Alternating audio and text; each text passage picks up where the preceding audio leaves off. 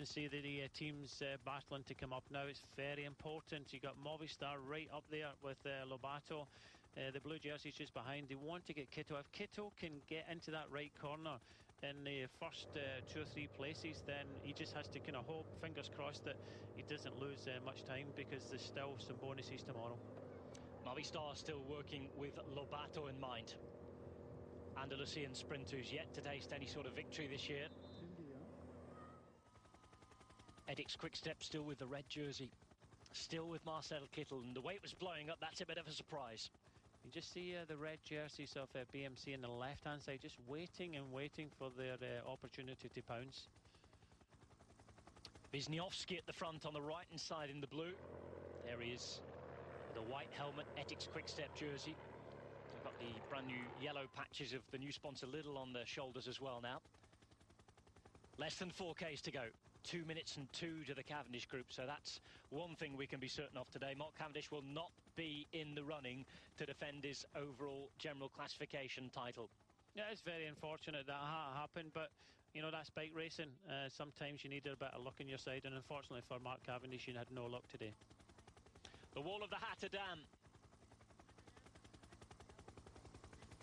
300 metres, maximum 19%, average 17%, and Alex Dowsett hits the front for Movistar. Yeah, you can just see Lobato was actually shouting. He's got 2 very good time trialists in front of him. He's shouting, go, go, go.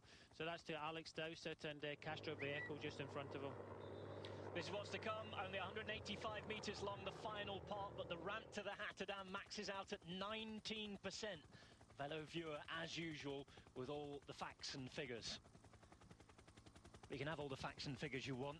It's got to be ridden by all of the guys on the screen. Rui Costa on the left-hand side, the base of your picture in the white jersey with his Portuguese flag across it. And Fabian Cancellara still very, very nicely placed for Trek Segafredo. Vermote still working hard at the front. Kittel still in with a chance. Dowsett's now peeled off for Movistar, so they're burning their matches. Yeah, that's it. This is the big push now. 2.7 kilometres to go. The big push to get in a very good position. You can just see Kittel in the red jersey, but then over on the left you can see the BMC riders. But Kittel has got plenty of his teammates in front of him.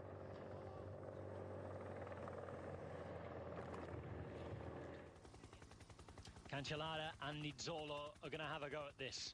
This peloton splitting, thinning all the time. Kittel doing really, really well to hold on here. The thing is, where is Viviani? I think Viviani slipped further back into this group, but Kittel's looking good. He's getting looked after by his Etix team, but it's all about Trek Factory Racing has Cancellara, who's sitting in 3rd place at the moment. Has he got enough left in his legs to take out this victory today? It's Jasper Stuyven now who's on the front, the young Belgian classic star. Trek Segafredo, another team with a new second sponsor this year. And this is thinning and thinning and thinning all the time. Very, very different to the approach we had last year. We had all that climbing beforehand just to separate things out, tire the legs a little. This is pure power after a very, very calm day so far.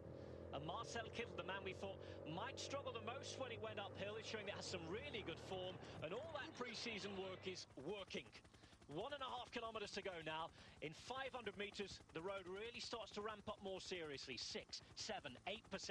And in the final 300 metres, it hits the big teens. 15, 16, all the way to 19%. 17% just before the line. It was Degenkolb 12 months ago. John Degenkolb, who's not here this year, he's at home watching injured. Valverde was second, he's not here either. And Lobato, the man who was 3rd, is somewhere in this group. Elia Viviani, the race leader, way down the group. Sky with 2 riders at the front, and I have a feeling that Viviani is going to be out of the running unless he gets his act together, because now, Brian, positioning becomes so important as we go into the final kilometre. Well, under the final kilometre, Tony Martin is at the front, so they've got control. Nicholas Mas was just looking to see where Kittel is. The 2 Sky riders, the second of them is Ben Swift. So Ben Swift has been looked after by Gowash, as we see a reaction now for position for Philippe Gilbert from BMC. Trentin looking behind, wondering where on earth Marcel Kittel is. He's starting to struggle, so Trentin's going to have to go it alone. It's Samuel Sanchez now, the former Olympic champion on his birthday, doing all the work he can for Philippe Gilbert in a perfect position, but who has Fabian Cancellara on his wheel. Well, this is it. This is the test. You get a left-hand corner here, and then you've got the right-hand corner. Sammy Sanchez doing a perfect lead-out for Philippe Gilbert. But just look in Philippe Gilbert's wheel, you can see the grimacing Fabian Cancellara. Cancellara is there. On his wheel is Nizzolo as well. This is Gilbert about to take it up, and Gilbert swings around. It's Philippe Gilbert who's going to launch the first attack. Cancellara behind, but Lobato is giving it a real good go here. Juan José Lobato sprinting up the wall, the Hatta down. Gilbert is losing out behind him though, chasing in Nizzolo. It's Lobato right now having a real go for Movistar. He's gaining ground all the time. 25 meters to go. It's going to be his day. It's Movistar who take the win. Movistar with the win. Trek second. Gilbert hanging on in third. Kittel. And Kittel, what a ride.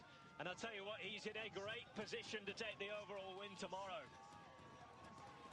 Well, what a day. What a finish. And what a man. Juan José Lobato, third last year, attacking and taking win number 1 of this season. Superb stuff from the cheery Andalusian. And a big handshake from those he beat. It was exciting, it was frantic, it was fast.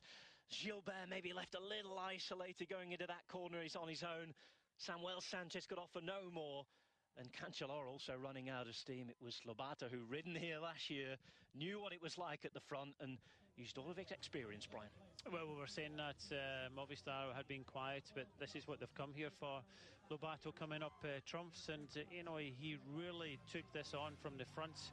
And it was a good bit of riding from Alex Dowsett and Castro Viejo, and just see the two BMC riders just behind of Gilbert and Dillier. But Kittel, you see on the left-hand side, he's got some power in their legs, and he finishes well inside the top 10, and what an effort that was for him. That's one of the big news stories from this particular race. Of course, Juan José Lobato, sprinter in his own right, deserves all the credit here, and going to Andalusia in his home race in a couple of weeks' time, this is a brilliant bit of news from him. He's got that win out of the way, taking the pressure off.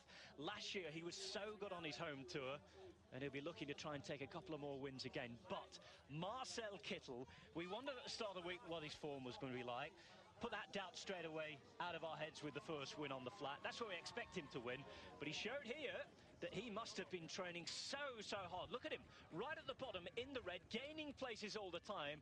Well, if we focus on the leader, who just seemed to be gaining positions himself and bike lengths as he got to the line.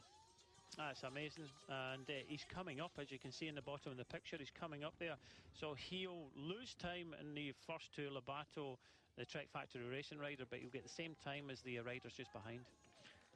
And the mobile phone company celebration as well. Just about stayed upright on his bike when he went round the corner there. And it was worth a celebration. Juan José Lobato on fire on the